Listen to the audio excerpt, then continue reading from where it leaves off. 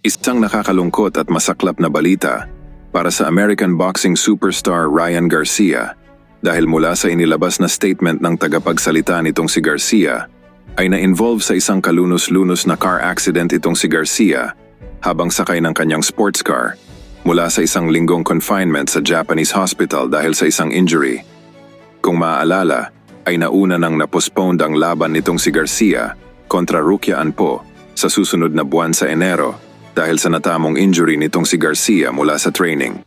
Subalit sa huling statement na inilabas nitong spokesperson ni Ryan Garcia na dahil sa magkasunod na trahedya at aksidente na nangyari dito kay Garcia, ay nagdadalawang isip na raw ngayon ang kanilang management kung itutuloy pa ba nila o tuluyan na lamang ika-cancel ang laban nito kontra Anpo.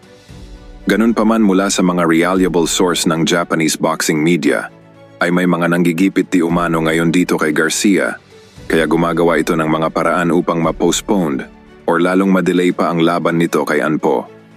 Na kung saan ay nababalita na may mga Japanese tycoon billionaire sa Japan na kinausap na itong si Garcia na ipatalo nito ang sariling laban kontra Rukia Anpo sa darating na Enero.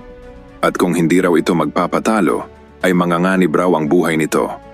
Ang Japan ay dati nang pinamumunuan ng mga sindikato na kung saan ay ginigipit ang mga dayuhang fighters upang ipatalo ang kani-kanilang mga laban sa Japan para sa isang malaking pustahan.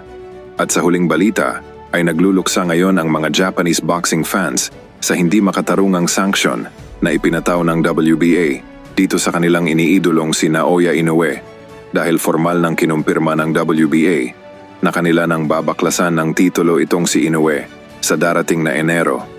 Sa madaling salita, sa susunod na buwan ay hindi na undisputed champion itong si Inoue. Ay lalagapak na lamang ito bilang isang unified champion, regardless kung manalo man ito or matalo kontra Sam Goodman sa Enero.